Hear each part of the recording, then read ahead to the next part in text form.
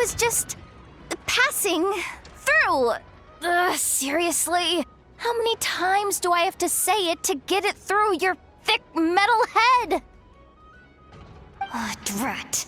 I felt bad when I spoke to her like that last time. And I really want to say sorry, but it's so hard to say it out loud.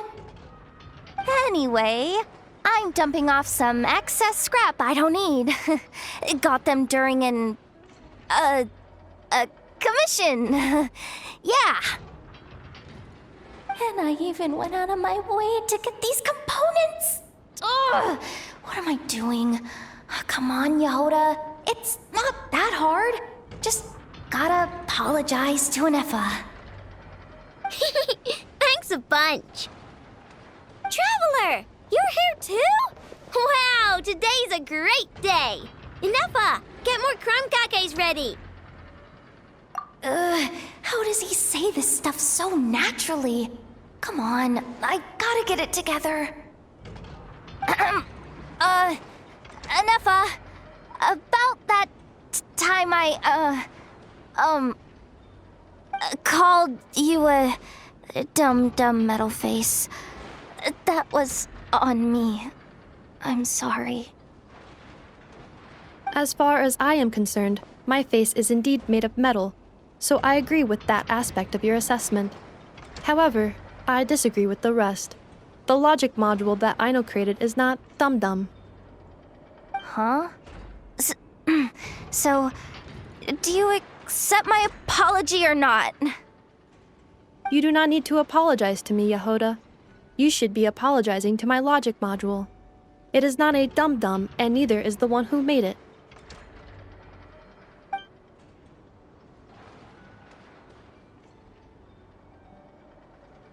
Only because she asked me to. She didn't want to disappoint Jahoda, so I raised it. Just a little bit. So you're just making fun of me? I am not.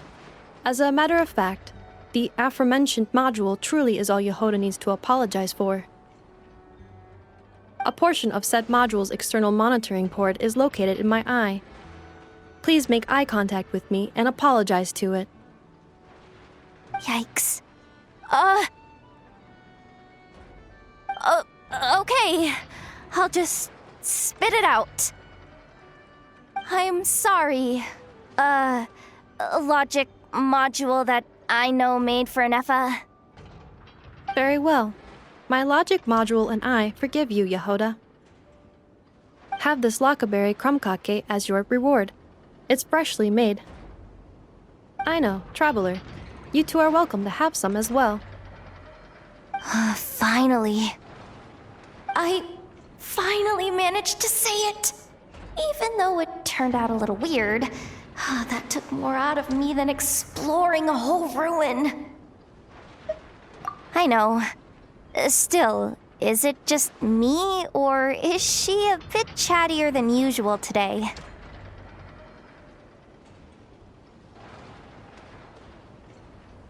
Funny? Is she supposed to be funny? Wait, why are you bringing this up? And Ineffa, don't take the crumb kakes away. I haven't eaten mine. No.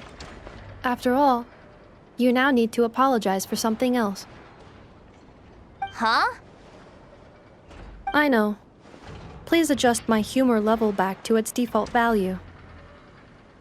Jahoda, please take a seat.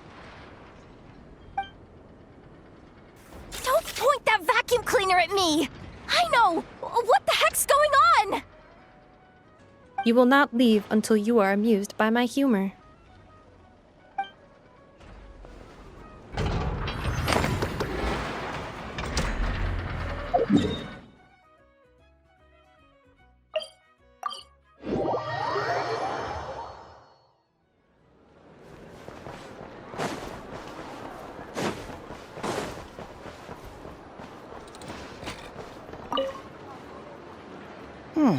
This should just about do it.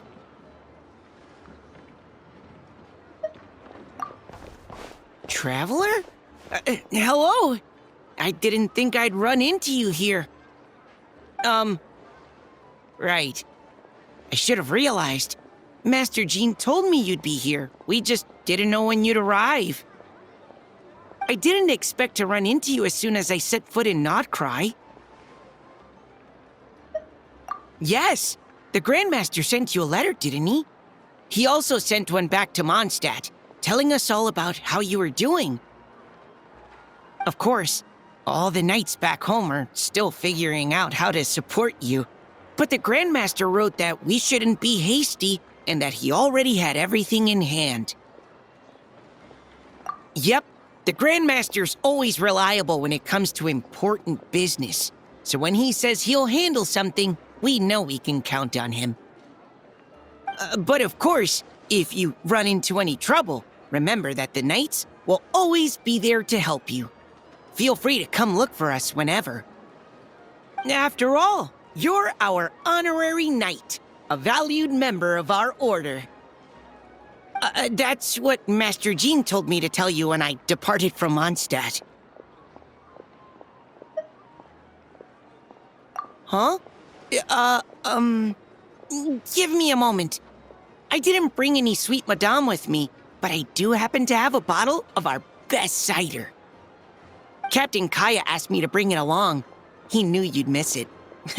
Guess he was right. Okay, I need a minute. I put it in my backpack and wrapped it in clothes. Oh, here it is. Go on. Have a taste. I did, of course. When I was leaving, the Grandmaster specifically asked me to bring some bottles of our very best dandelion wine for him. At first, Master Jean protested that my main objective on this long journey was to deliver letters to Nodcry, and she'd rather I not overload my luggage. She said someone else could transport it later. But after giving it much thought, I packed 2 bottles of wine for the Grandmaster anyway. Otherwise, he'd be talking my ear off about how wonderful dandelion wine is while waiting for it to get delivered. Oh, right. If you crave fresh sweet madames and steak, do come back and visit the Knights of Favonius' headquarters when you're free. That was what Amber wanted me to tell you. And that's all the messages I have for you. I should get going. Farewell, honorary knight.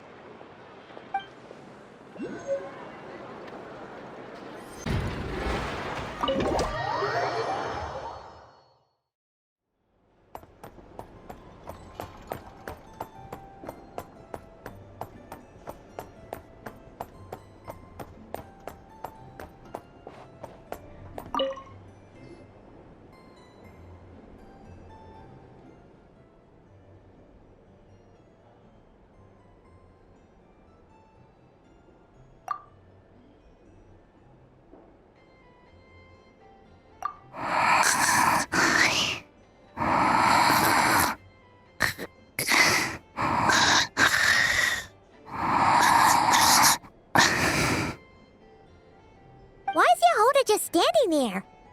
And she's asleep? Hey, what's going on here? Paimon feels like it's a bad idea for us to leave. Maybe we should ask Aino for help. Keyword detected. Meditative state suspended. Whoa! You gave Paimon a fright! No, however, it was Yahoda's request. She asked me for a detailed analysis of the steps required to meditate and to mentor her as she practiced relieving her stress. Yahoda's so stressed that she's gotta meditate to cope with it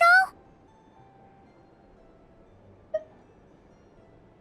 I do not know. However, Yahoda said she has been suffering from insomnia for a while and was willing to try any solution she could. First, I let her stand in my kitchen, close her eyes, and focus on the fragrance of crumb cakes. By stimulating her olfactory module, I believe there would be a decrease in activity in her cognitive module. It successfully stimulated her appetite. She consumed the finished crumb cakes with incredible efficiency. Unfortunately, she consumed too many and proved unable to sleep that night. It's normal. We're not robots like you, after all. The more we smell food, the more we want to eat it. That is indeed true.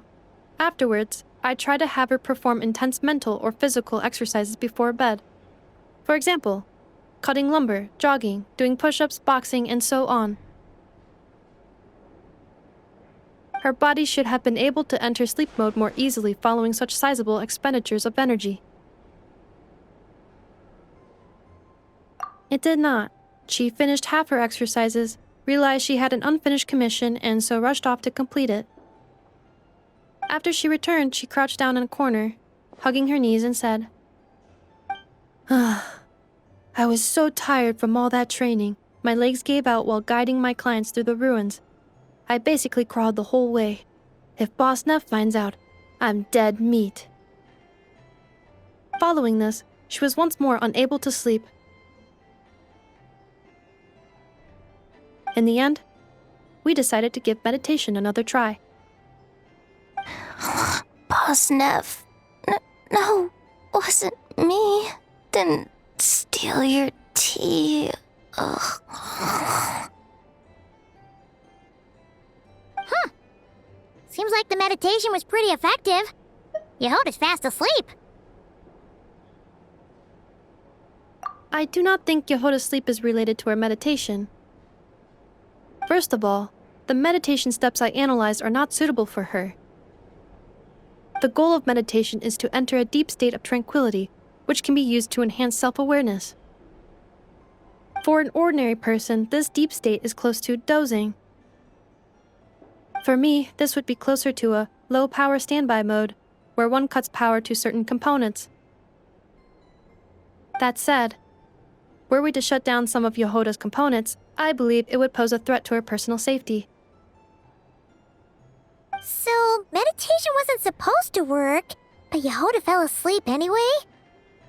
Could she have been so tired that she just passed out? In truth, I do not understand either. All I can do is tell you what happened before. When Jahoda lay down and tried to fall asleep through meditation, she suddenly said to me, "Don't run off too far, or I might get ambushed in my sleep. And then I'd be dead meat." I answered her, "Very well, I will remain here by your side." After that, like I do with Aino every night, I held Jahoda's hand as she slept. After a while, she did, indeed, fall asleep. Dummy robot. This is something I did myself.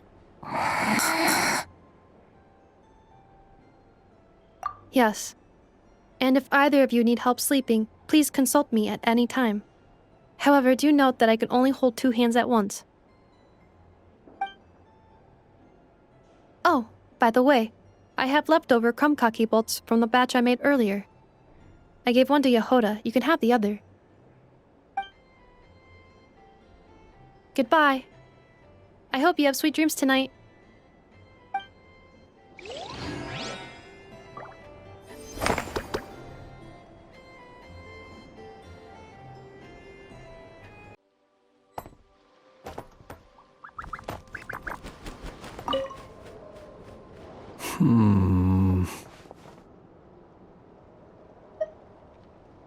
There is indeed quite a lot. After accounting for daily necessities and emergency supplies, there's still enough to set aside in case of sudden visits from my colleagues. After all, my personal requirements are modest. It would be a waste not to save the excess and use it to help others in need. Lamp oil, candles, leather, paper, and pens. Oh, and a few bottles of strong liquor, and some emergency food, of course. Judging by your expression, I can tell you're wondering, what emergency food did you buy exactly? These supplies need to stand the test of time, so all of this food has undergone special processing. I assure you, unless you're on the brink of starvation, you don't want to try it. The cured meat, for example, is as tough as tree bark, and the biscuits taste like tossed-out newspaper. Even if you soak them in milk or vegetable soup, the best you could hope for is soggy newspaper. Well, there are times when one has no other choice. I've tried to extract nutrients from this food before. Well, eat might not be the best word to use. I have a somewhat more efficient method. Here, I'll show you.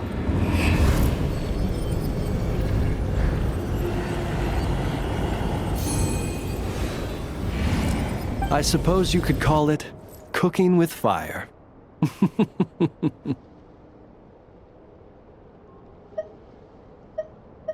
There have been a few more desperate moments when I've been trapped alongside other poor souls. You should know, if I were to use the method I've just shown you in front of my colleagues, it might leave them feeling uneasy. And so I have at such times been forced to attempt to swallow this food, as they would. Though try as I might, I really was unable to swallow it.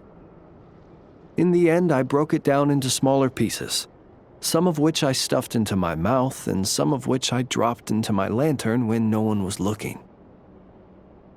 Unfortunately, my colleagues noticed how slowly I was eating and mistook my reluctance for concern, believing I was eating less to allow them more. After that, they patted me on the back and enthusiastically filled my arms with more cured meat and biscuits. Indeed, I was grateful for their noble act of kindness, and can clearly remember the taste of cured meat and biscuits to this day.